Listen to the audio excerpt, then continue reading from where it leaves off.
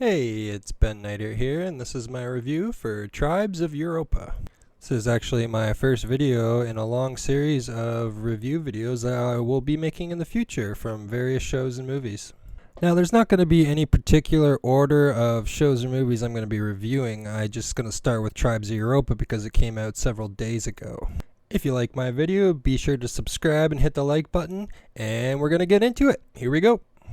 Now, there's a mild spoiler warning. I'm going to try to refrain from little spoilers as possible, but I'm just going to give you my overall perspective of the show.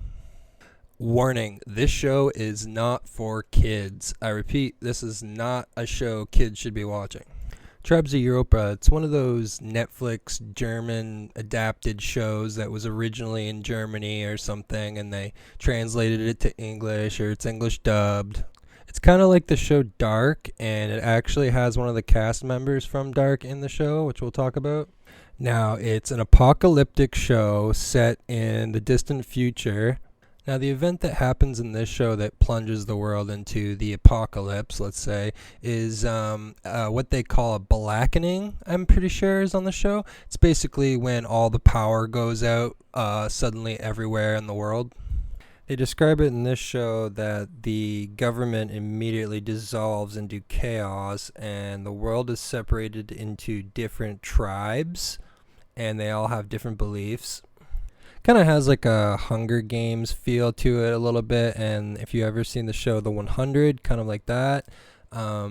The main character is actually a female that kind of looks like Katniss from Hunger Games, and she actually has a crossbow with a scope, which is totally badass.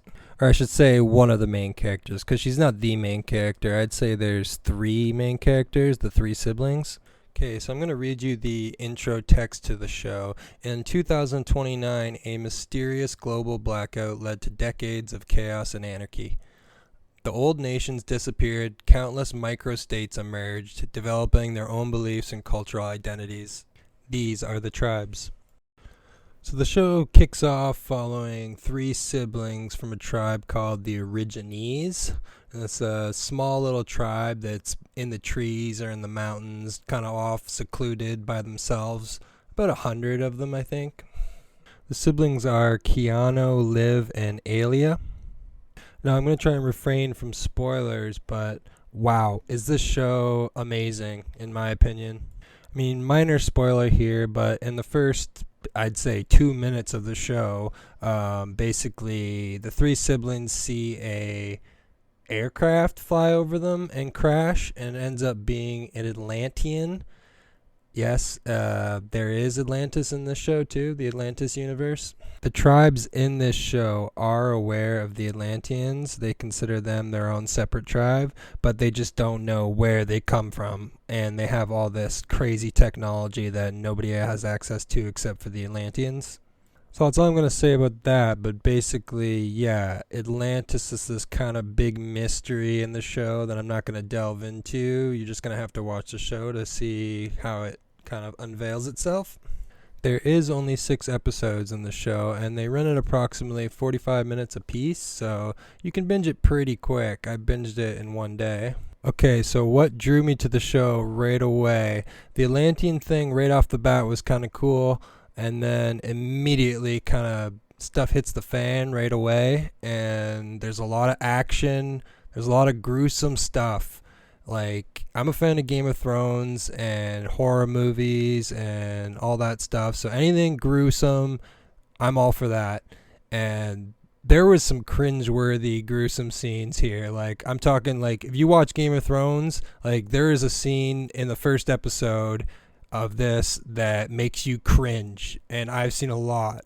I'm not going to say it's as bad as the Game of Thrones mountain scene, famous mountain versed Oberyn Martell scene. It's not as bad as that. But yeah, just the acting from all the actors was phenomenal. I'm going to do a special shout out to the actor Oliver Masuki, who plays the character Moses on the show. He is the guy from Dark that I mentioned earlier. He plays Ulrich in Dark. But yeah, he's awesome. His role in this kicks off right from the get-go, and he's just awesome. Let me just tell you that. So get ready. As soon as you see him, you're going to love him. Yeah, but this is for the audience, anybody that loves anything gritty, gory, apocalyptic, it's political. I don't know, anything in an apocalyptic type scenario is usually high up there with me. I'm a big fan of The Walking Dead. So 2029 is when the blackening happens on the show, and that ignites the apocalypse, and plunges the government into chaos for 45 years into 2074, and that's when the show first kicks off. Now, warning, this show is pretty brutal. Like, I want to say it's as or even more brutal than Game of Thrones at times. Maybe not as graphic, but it's pretty brutal. There is a lot of killing in this show, and they don't hold it back at all. And they're pretty creative when it comes to all the different types of brutality they do in this show. Really, it's pretty crazy, and that's one of the things that drew me to it, because I'm a big fan of action and horror. I love Game of Thrones, and I love The 100. This shows politics, and the way their tribes go and stuff like that is very reminiscent of The 100. Some of the action scenes remind you of Game of Thrones because one of the tribes uses machetes and swords and stuff like that.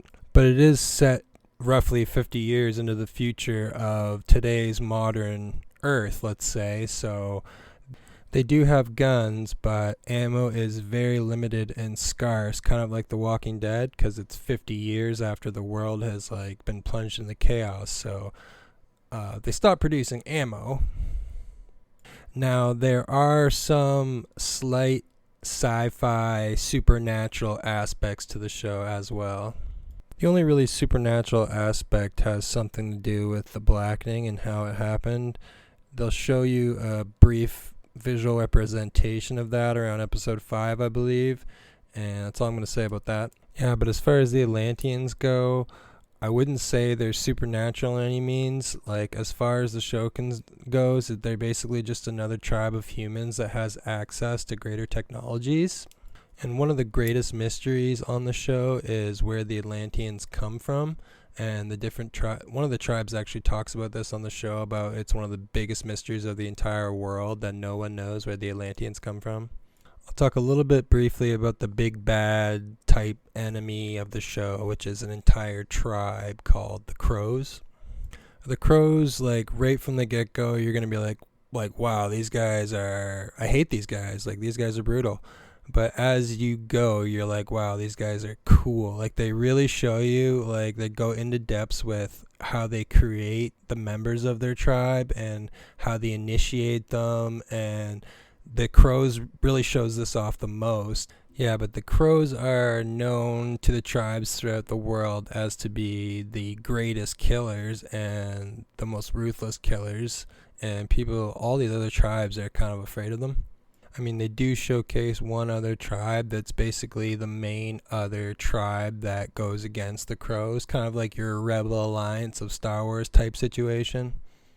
But this other tribe is not really an attacking type of tribe that goes after the Crows. They're kind of like a defensive, protecting the other tribes from the Crows type of tribe. They bring the peace. They're really defensively, and they protect. They don't really antagonize the Crows, and they don't really attack them. But yeah, not much else to say. It's a quick watch. It's only 5 hours, 6 episodes, 45 minutes apiece. So it's a quick binge. It's something, hey, it's something to watch right now in a pandemic, something to take your brain off other stuff for a few hours or so. Thanks a lot for listening to me ramble on, and maybe I persuade your opinion to either watch the show or not watch the show. That's the whole point of reviewing and giving my perspective and you watching this video in the first place. My letter score for this show is going to be an A-, and that's my own perspective and opinion of the show. I absolutely loved it. The only reason it's not higher than A- is because it's only 6 episodes and it's a short watch. But yeah, Tribes of Europa.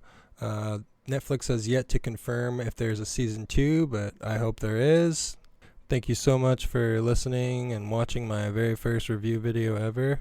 I'm going to be planning to be all over the map for reviews. I'm going to be backpedaling on some shows I've already seen, and as other shows come out, I'm going to be reviewing those. So yeah, stay tuned for more. Thanks a lot.